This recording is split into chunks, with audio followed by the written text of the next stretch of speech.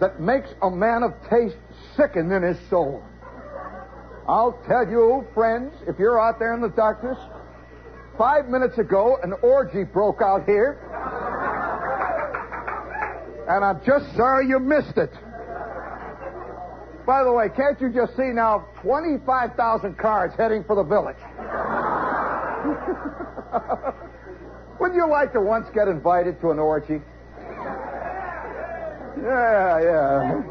I'll bet you wouldn't know what to do. I can tell by the sound of your voice. You know, the voice comes out of the dark and says, yes. By the way, friends, now before we get started here, I have a little clipping here that I clipped out of an electronics magazine.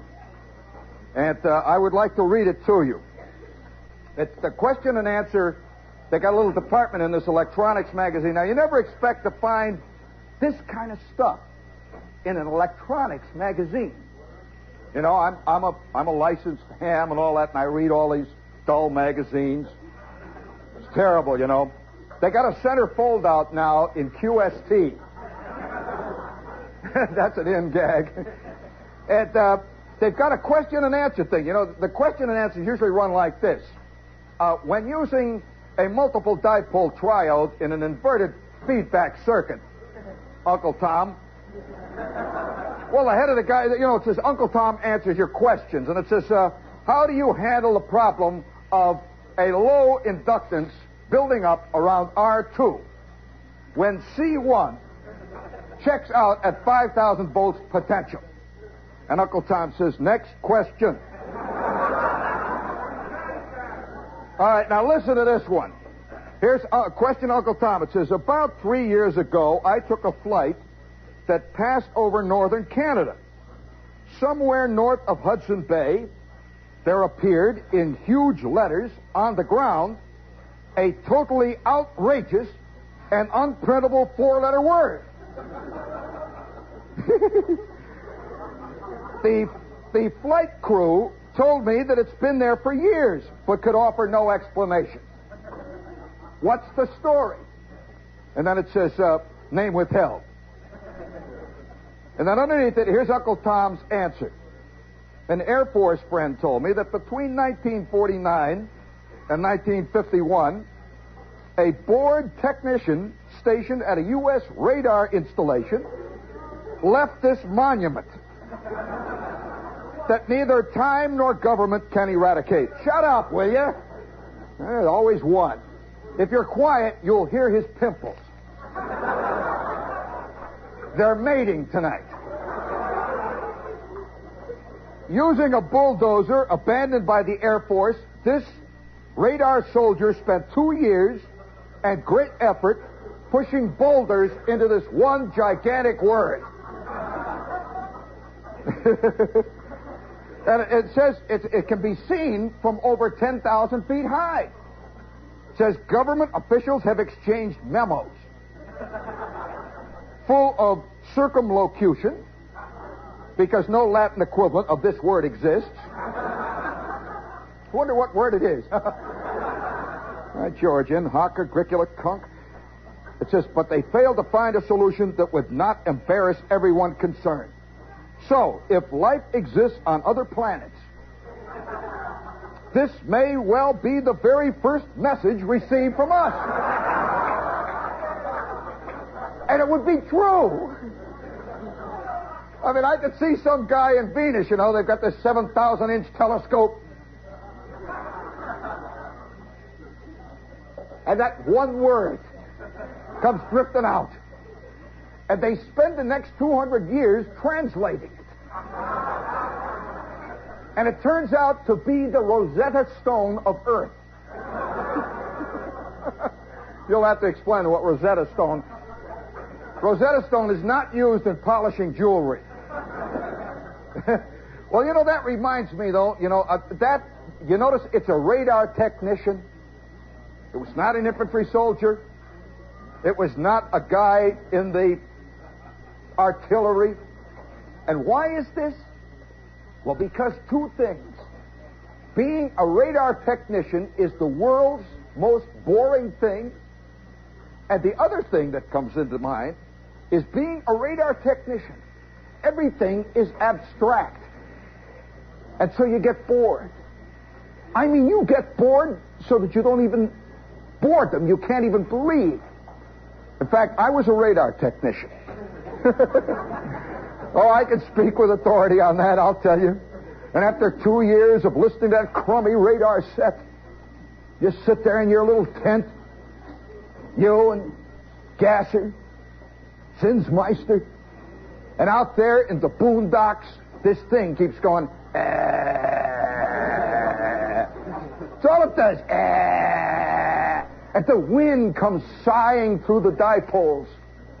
There is nothing more romantic, friends, than the sound of wind whistling through the dipoles of a 268 SCR radar, which, by the way, cost the government over $1.7 million and is now available for $12.50.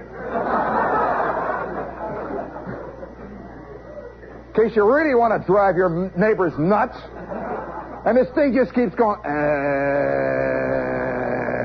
and it's always searching and never finding.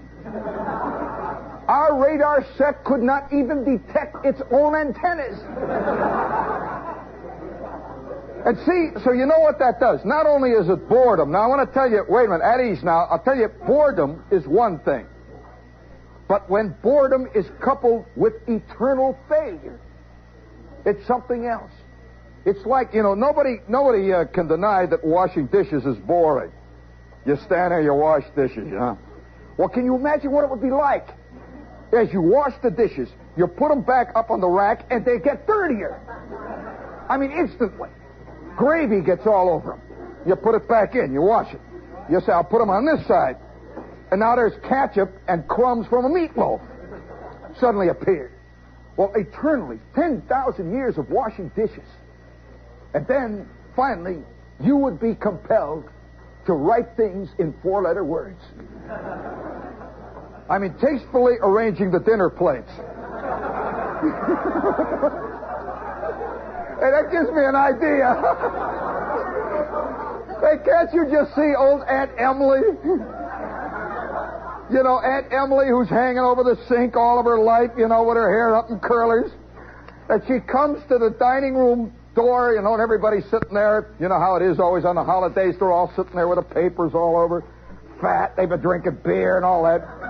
And the only one that's working is Aunt Emily, the steam coming out. And Aunt says, everybody, I've got a surprise for you.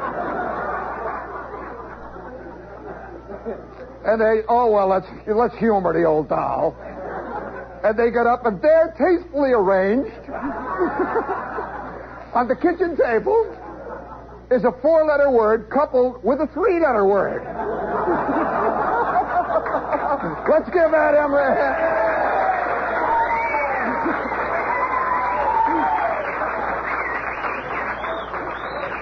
And then everybody says, they're all shocked. And one of them says, I never even knew she knew the word.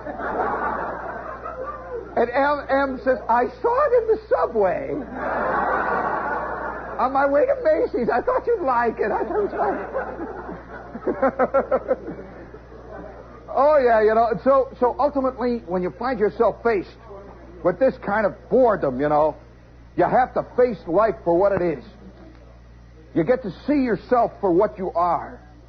And that's the worst thing you can see. It's rotten.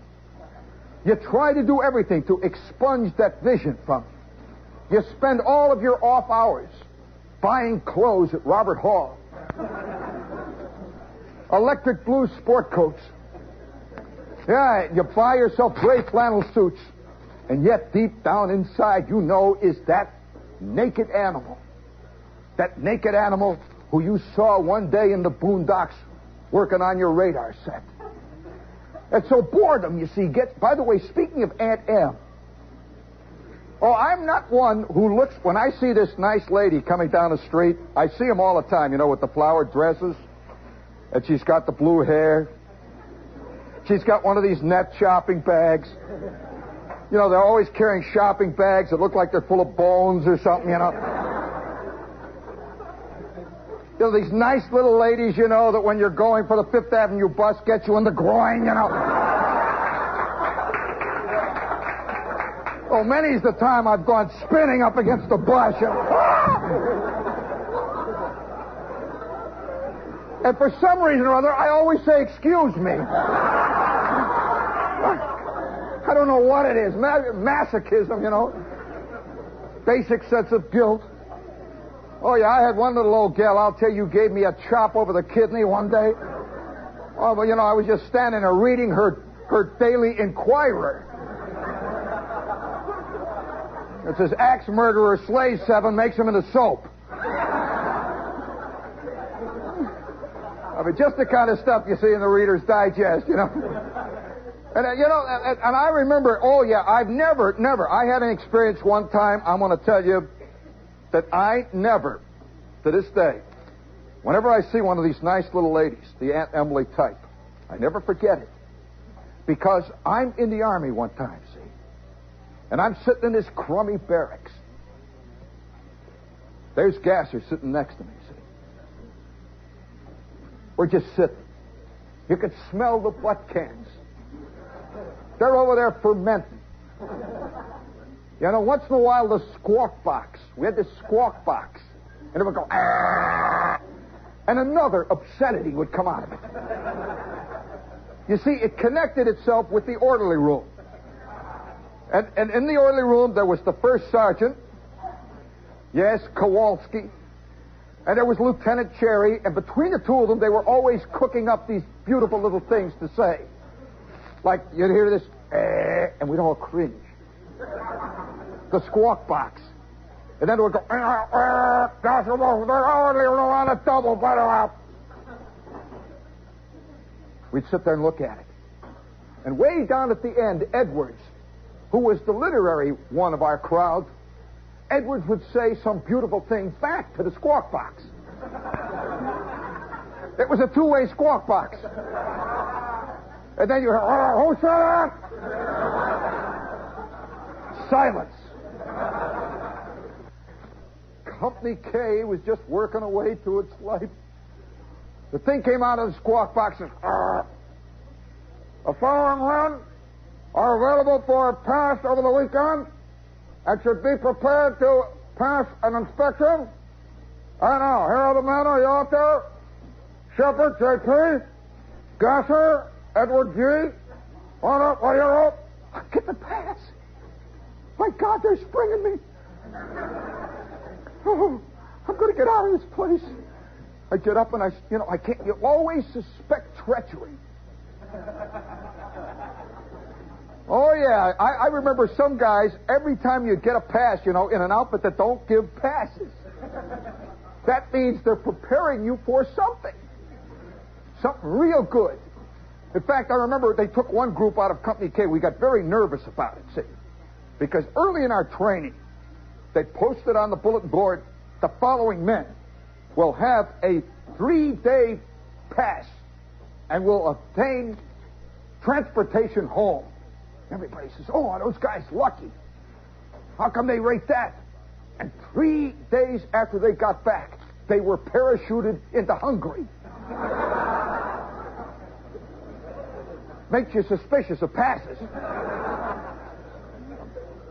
I mean, you get real suspicious. And as far as I know, they never got back from Hungary. They're still there, hiding in the weeds. Oh, yeah, I bet there's a lot of guys hiding in weeds all over the world, They're afraid any minute. Have you read about this guy, by the way, that had the 2 years in the Army and he spent it at home? I wonder how many guys are still home from the Korean War. The Army has never sent them. They're hiding every day. They're going to come and get me. But I got 12 years, 15, 100 years of service in now. Well, I am sitting in the barracks one night. I'm getting a pass. So I go down to the orderly room. Me, Gasser's all dressed up. We're going to go out. There's the first sergeant, Kowalski. He says, all right, you guys. Now remember, men, when you get out of this camp, you represent Company K.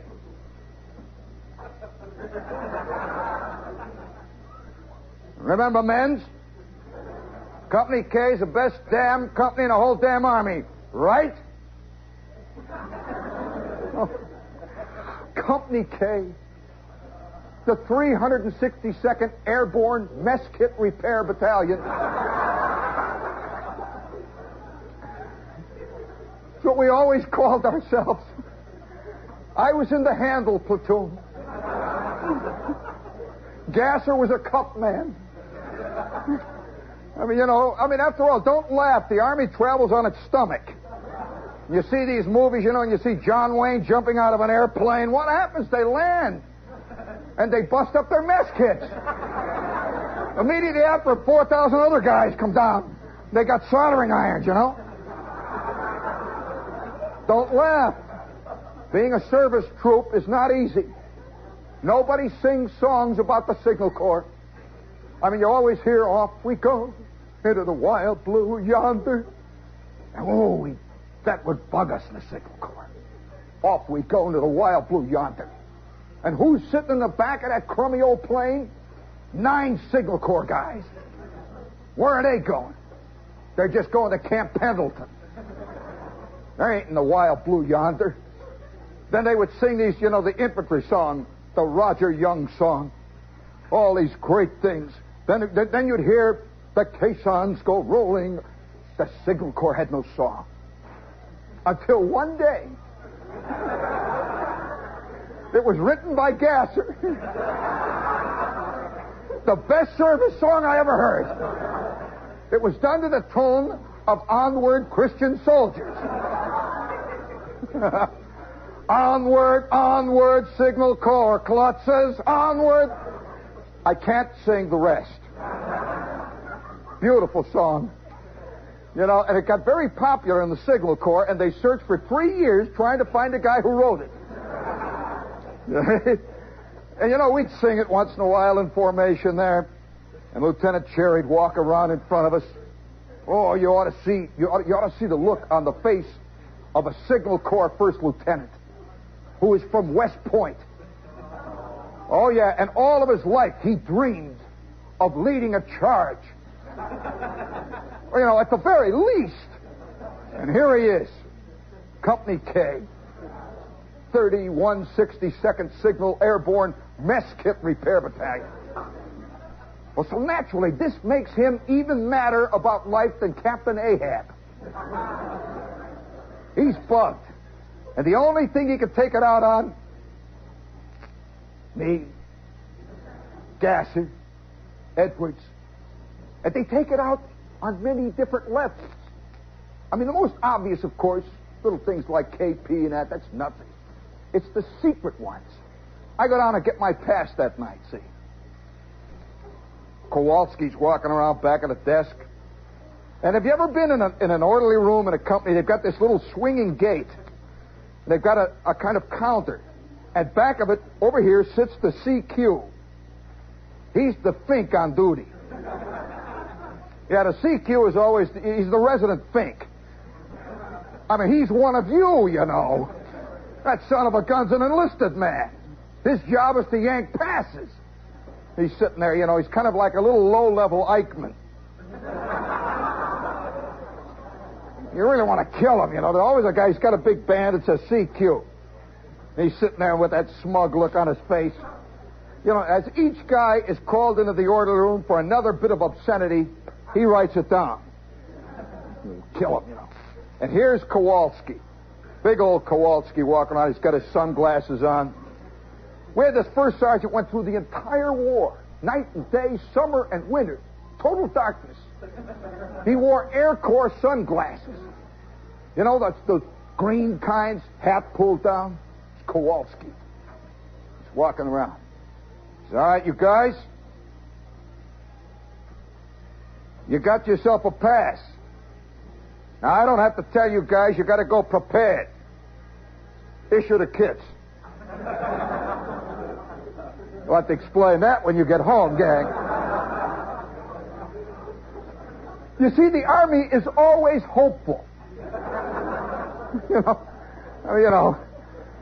the only town that was available to us to go to was Neosho, Missouri. Neosho, Missouri, right in the heart of the Ozark foothills. This little bitty fetid crossroads that had 422 Army surplus stores. It had one place called the Bamboo Inn. I'll never forget the Bamboo Inn. I learned about life in the Bamboo Inn. Oh, boy, I'll tell you. And back of these places, you see, you'd go in for a pass into this town, and you'd see 130,000 soldiers. The town had a population of 3,700, and nothing but soldiers. And so Gasser, Edwards, and I were now in Neosho, Missouri. Big day. It's Thanksgiving weekend, just like today. Walking around. We're in town. Got my new suntans. My tie is tied. I'm prepared. For anything. I had seen that movie. You know, and it told you to stay away from that chick. And 100,000 guys were looking for her now. That movie did more for her business, I'll tell you. So we're walking around, you know. This is the way it is, you know, when you're a GI in town. You know, we're walking around like this, looking for something to do, and when everything else has failed, you go to the USO. I mean, that is an admission of defeat. It really is, you know. And I'm not saying anything against the USO. You can go there and write letters. And there's nothing like writing a letter on Saturday night. Very exciting. And so, after 2 hours of walking around Neosho, Missouri, each one of us with our passes, walking back and forth, looking at the scene, we finally wind up at the USO. Me and Gasser, Edwards. We walk in. And behind the counter of the USO, they had a coffee machine. You know that kind of thing there? And there's a girl giving you free tuna salad sandwiches. We walk in. A couple of sailors. 900 PFCs sitting around. This is like the Sargasso Sea of all the guys that missed. All sitting there, you know, cursing their luck. And in the back, you know, there's this tall, skinny lady who heads the Baptist choir in town.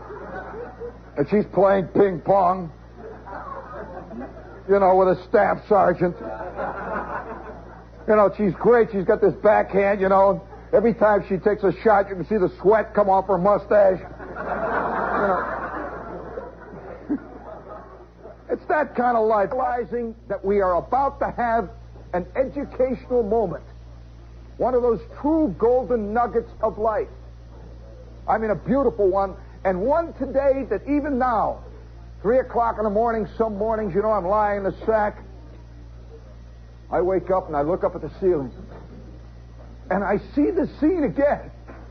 And I say, go, baby! Whoa! But then I wake up and I see it's New York. Nothing old New York where nothing ever happens. Well, here's what happened that night. I walk up to the counter, see? And behind the coffee machine is this nice lady. Very nice lady, you know. She flowered print dresses. I mean, strictly Montgomery Ward. I mean, you know, are you aware that there is a great philosophical difference between the Montgomery Ward crowd and the Sears Roebuck crowd? Oh, yeah. I mean, it's worse than the Baptists and the Methodists. And that's a good one, I'll tell you that. And, you know, I walk in and I get the coffee and I'm standing there. I got my little stripe. I have just made PFC.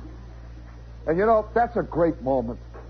I had my new stripes on. It's the first night I'm wearing them out in the town. And I got these special stripes, by the way, that had gold thread. And actually, it was tiny gold wire, and it was connected to batteries in my pocket. Yeah, I can light it up, you know. I'm PFC shepherd, you know.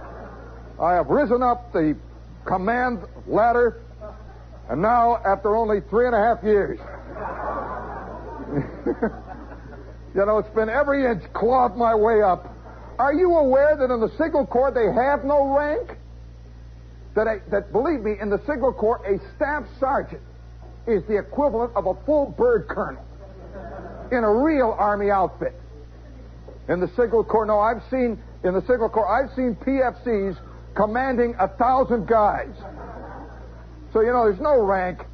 In fact, one of the most chilling, one of the worst things that I always remember in the Army, you never see this in movies. The Army movies are not really about the Army. They're about Army movies, which is very different. Here's a typical scene in the Army. 84 guys have been shipped from Camp A to Camp L. And now they've got their bags, see. And they arrive. And all of them are being shipped from hell to the inferno. They know it, see. They know that the place that they're going from is rotten. And deep down inside of them, there's a thing that says, wait till you get to the next one. And sure enough, they're always right. They arrive. Here's a typical Army scene. You arrive, you jump off the trucks, and you all stand there, see. And you got your badge. One's marked B, the other's marked A. 700 pounds of old petrified cookies. You've been carrying these cookies ever since your Aunt Glenn sent them to you in basic. And you don't know what, you can't throw them away because Aunt Glenn, and now you've got them, for 4 years you're going to carry them. And you're standing there, you got your hats on, and out in front of you is your new first sergeant. Walks around, he says, at ease. Put your bags down. You go, ugh. Wonder how many of you guys instinctively stand at ease in front of the boss. At ease. You're waiting to hear the good news. And it's classic. It's like a litany. He walks around. He says, all right, you guys, I don't know what kind of an outfit you come from. But I'll tell you one thing. You're in the best damn company in the whole damn Army.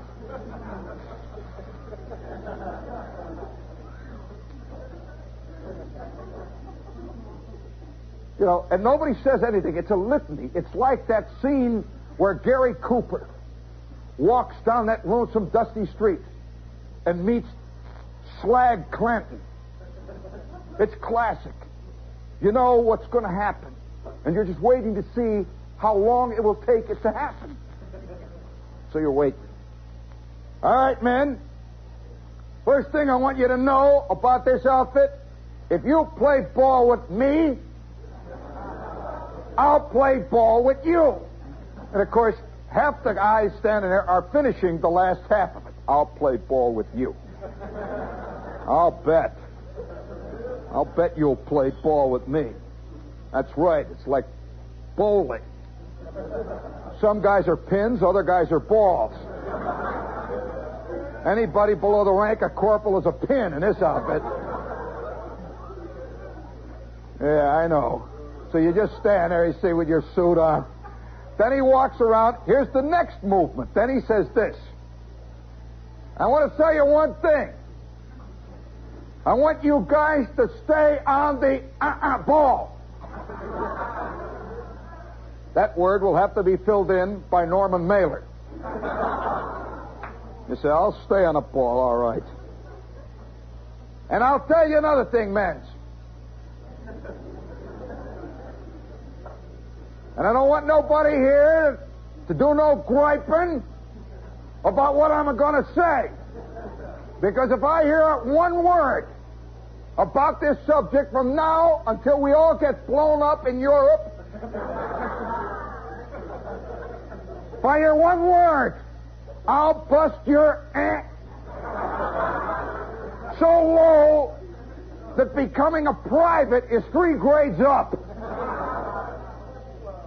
Now, this is classical, see. Then he says, and I don't want you to think, though, guys, that this is a tough outfit. Oh, no. Captain Queeg, an old regular soldier. And all of you guys know what great soldiers the regular soldiers are. Yeah. I had a couple of them. Boy. And you're just waiting for the last bomb. And it always happens. He says this. Oh, and one thing. First of all, I want all you guys, immediately upon the time you're dismissed here, to go down to the supply room. I want you to draw blankets, too. One bedroll. And I don't want none of you guys stealing nothing from that supply room. Right? Steal anything. Who wants any of that junk? Can you imagine a guy sneaking in at 3 in the morning to steal tent pegs? You should have seen the supplies we had in our supply room, like entrenching tools. I could see me stealing a little shovel, to dig a hole with, see? And all right, men, one more thing. In case there is any doubt on this subject. At ease, I said, shut up. The T.O., here it comes. Here it comes. The T.O. in this outfit is closed. There will be no rank. Oh, that means, translated from Army language, you are not going to get promoted. You are forever going to be a private.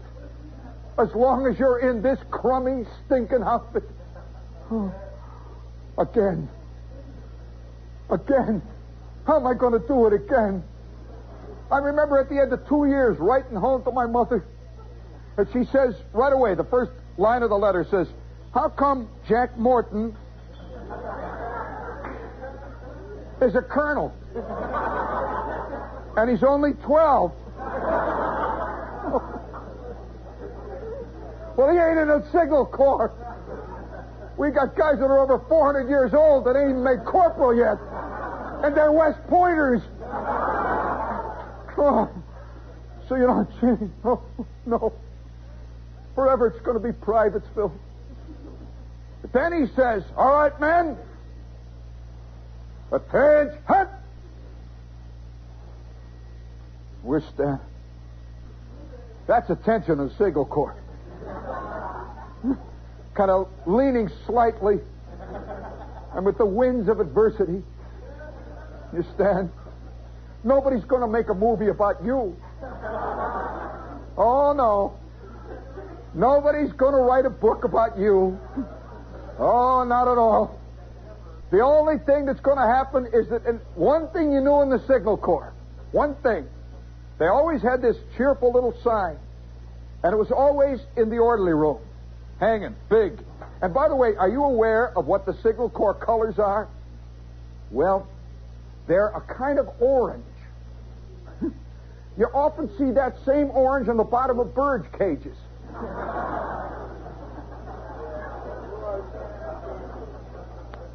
That's true. They used to call it chicken orange.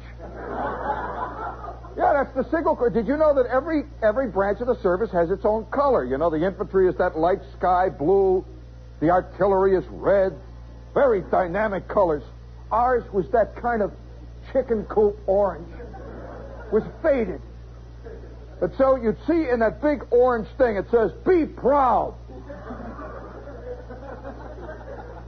Walk tall. You are in the Signal Corps. They had crossed flags. And underneath it says, Signal Corps casualties over 95%. Be proud. That means 95 out of 100 guys in the Signal Corps get something shot off. You always suspected what it was going to be in your case. Oh, yeah, that's the truth. 95% casualties. Have you ever wondered, no, I'm serious, have you ever seen those big scenes, Here's Gregory Peck, and he's in a hole, and he's a captain in the infantry, and he's got this telephone, and he's saying, Baker Company, this is Able B, we're now dug in on Hill 709. We need mortar fire at Quadrant 17, section mark 9, L6, 19-4, 6SJ7, Abel Baker, Company B out. Have you ever wondered who put that telephone in before he even got there? So he could plug it in? That's right. Some poor Signal Corps guy, Croft. He laid the wire, and then they came. Well, that's the truth.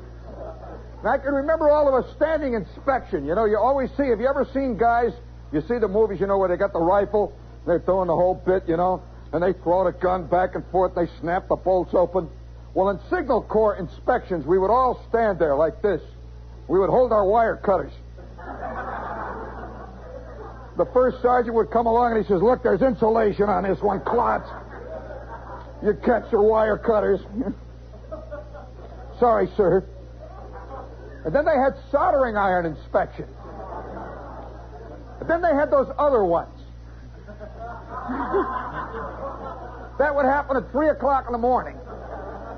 Oh, yeah, you're asleep, and all of a sudden you hear... All right, you guys, fall out. Helmet liners, raincoats, GI shoes, and that's all. Fall out. Doctor will be here in a minute. Let's go. You know, soldering iron 1 minute, who knows, you know. Oh, yeah, many of the times, you know, I've seen an old Signal Corps guy pick up his soldering iron. You know, he's been out of Signal Corps for 10 years. He picks up the soldering iron, starts to solder, and he coughs. Either that or the soldering iron coughs. So, you know, life in the Signal Corps is very different than life in real life. And so that night, I'll never forget, it was one of those few golden nights. We're out on the town. I'm standing in the USO. Me and Gasser, Edwards. And we look around. They're all sitting around there. You know, the guys they're writing letters home. And I go up to this lady and I say, may I have another cup of coffee? She says, yes. This nice lady. I mean, such a nice lady. And I took the cup of coffee.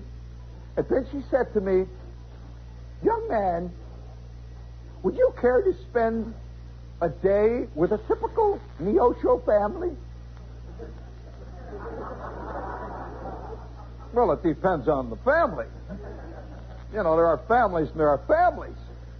And she said, would you care to spend the day? She said, we have a policy here in the Neosho USO that we pick 3 soldiers out of every night's group and we invite them to spend the next day with a typical Neosho family. I got the coffee. I mean, you know, and the next day was Sunday in the Osho. And friends, Sunday in the Osho makes cream of wheat look like Scotch whiskey. I mean, if you ever saw the Osho on a Sunday, you know what I mean. You know, it's fantastic. And so I got the coffee, and I figure, well, what can I lose? And so she hands me a card, and on the card is this name. And all it says is Mr. and Mrs. A.L. Abercrombie, 422 Main Street. So I say, okay, what can you lose? And I've ever since that time, I have been glad I accepted that invitation. So that night, I go to the YMCA, I sleep the night out. The next morning, I get up. I mean, that's what happens when you really miss the YMCA. So the next morning, I'm out in the sun. It's hanging up there. Gasser's got his card, and he's heading off that way. I got my card, see, and I'm going along Main Street. As I go along, the houses are getting neater and neater. And they're getting more and more, you know, with the frou-frou and the little swings. And I see these, you know, these little lilac bushes out in front of all the houses. It's real Norman Rockwell country. I mean, you know, the real thing, you know, apple-cheeked old ladies and the whole bit, see.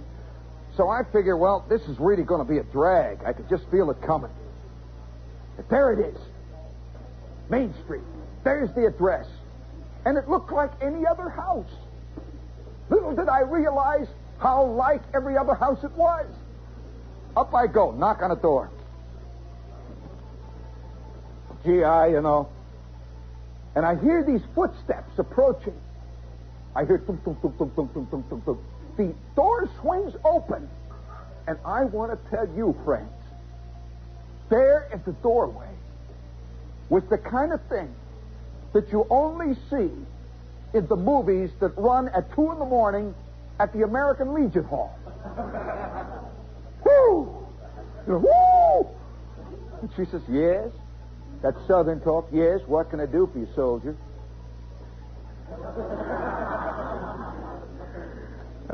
Mrs. C.A. Abercrombie?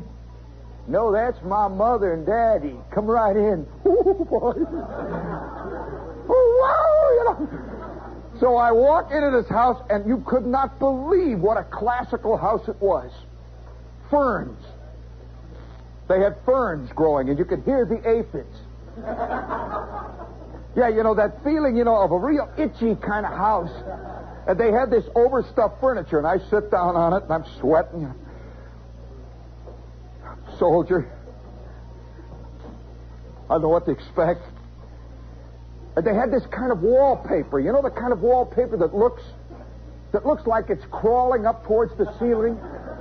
It's got leaves all over it, and little cherubs flying, It's crawling up, and I'm looking. And there was that smell. The smell of a grandmother house? There's a special smell. It's composed of, flowered print dresses, petrified fig bars, old meatloaves, and Lifebuoy soap. That mixture of things. And I'm sitting there waiting. And sure enough, out of the back comes Mrs. Abercrombie. And I'll tell you, she was so apple-cheeked, it was fantastic. She's got her hair up in little pins. She's got a little fluffy thing around the neck. She's got a lavalier hanging. And she says, we certainly want to greet you here. We're very pleased. Where did you say you were from, soldier? I'm from, where the hell am I from? In a situation like that, you even forget your name. And I'm saying, what am I doing here? This is insane. She says, would you sit down now? And Clarence will be in just a minute. And up comes old Clarence. He's got these suspenders. And he's got a shirt with a big, solid, that kind of collar that has a gold button in the back. He's got a big tie, bald head, and he walks in. He says, welcome, soldier. He sits down opposite me. He says, yep, I was a soldier once. Oh, not this. Yep, I'll never forget the time when we went off. Yeah, how about you and me singing Mademoiselle from Armitiers? Oh. We sat for a couple of minutes, and then in came Mrs. Abercrombie, and she said to me, she says, would you like, now I don't like, just tell me if you come from a strict family. And I'm thinking of my old man. His underwear open, He's hanging on the refrigerator. Saturday night, he's got 5 bottles of beer. I said, yes, he's very strict. The old man is very careful about what he drinks. He never drinks Prestone unless he runs it through a loaf of bread. He's very careful, And this lady said, she says to me, I don't want to offend you. Now, you don't have to do it if you don't like, but I know it's Sunday. But would you like a little glass of sherry wine? Well, I'm going to have to tell you a secret, friends. I was 17. I had just made the transition from Coca-Malt to Ovaltine. In fact, my idea of a really raunchy drink was a Coke with an aspirin in it. There was a myth around when I was a kid, if you put an aspirin in a Coke, it'll get you bombed, And we used to believe that it did. So I said, I think I would like a little glass of sherry. And she had this cut glass thing of sherry, see. She poured me a glass. I sat down and I drank it. Old Clarence is sitting opposite me. And he says to me, you don't mind, soldier, as one old soldier to another, you don't mind if I have one myself? I said, no, go ahead. So he pours himself a little sherry. We sat there and drank sherry. And we drank sherry. And we drank sherry. And we drank some more. And all the while it's getting hotter in this place. And I can't figure out why. It's getting real hot. I'm sitting there drinking the sherry. I must have drank 7 glasses of sherry. And now it's beginning to drink me. You know, and I can hear the sherry down there, and it's going... And I get this lake of this drugstore sherry. You know, and it's the kind that the minister has on Sunday. And that's the worst kind. And now we are sitting in at dinner. She takes me in, you know, they've got the typical, you know, the kind of dinner table that has a lace tablecloth. And they've got these dishes with little gold leaf all around them. Little painted leaves, painted grapes on them. And there is a great big sugar bowl with grapes all over it. We sit down very politely. It's dinner time. And opposite me is old Clarence. And Clarence is beginning to act kind of funny.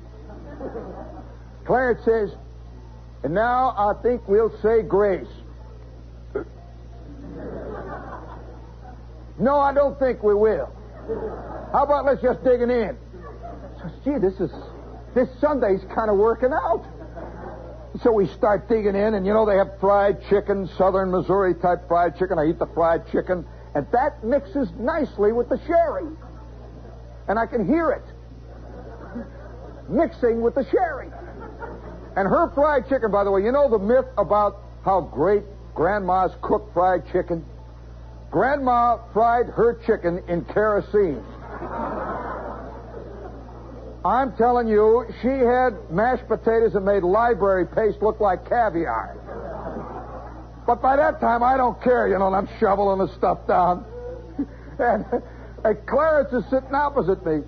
And with that, in comes Granny, and she's got another great big bowl. You know, she puts down the yams. We eat the little candied yams. She sits down now and begins to pick at her food. And I'm wondering where that chick is. All I can think of is, where is Clara Bell? Because, you know, the wine and all that, it's making me, you know, it's hot. And Clarence looks across at me. I look across at Clarence. We're both looking at each other. And in the middle is Grandma. And Grandma's being very polite. And she says, by the way, one of the first things she said is, call me Emily. I said, okay, Emily. That's nice. I've always wished that I had a son. Yeah. I've heard that before. And now we are down to the last course, which was corn on the cob. When Emily said, and I'll always remember these words, Clarence is over here, I'm here, and Emily came out with it. She says, did you enjoy the sherry? Yeah. It sure did. I always like a little sherry on Sundays. Yeah, so do I. And then she said this. How would you like a little of the real stuff? Emily. And Clarence says, bring it out, Em. And she goes to the cupboard and she brings out a jug. And it's full of stuff that looked like water. Little did I realize I was about to meet my first example of Missouri white lightning. And she says, after all, you know, it is Sunday. And I'm going to have to ask you, please, drink it out of your teacup. So the three of us filled up our teacups. And I toss one up. Boy, it's down there, and it hit that sherry, and boom. And I could see old Clarence, he takes one. And one of his suspenders is off, Aunt Em says, well, here's mud in your eye. Woo-hoo. Woo-hoo. How about another one? Well, the three of us sat there for 15 minutes. Emily slipped under the table. Clarence got up, and he said, and I always remember Clarence for this. Clarence got up, and here I am, it's the USO. Clarence got up, and he said, I'll tell you what. He said, get up off the floor, you slob, get up. Emily gets up, and her stockings are falling down. He said, come on, we're going to go for a walk. Let's leave the young people together, huh? And with that, Clara Bell comes in, and Clara Bell walks out there, and I'll tell you, she made Daisy May look like a brownie. She walks in there, and the guy says, all right, he says, remember, it's the USO and anything for the boys. And out they go. And from that moment on, I've always loved the USO. So let's give the USO a hand. Come on, let's go. We'll be back next week.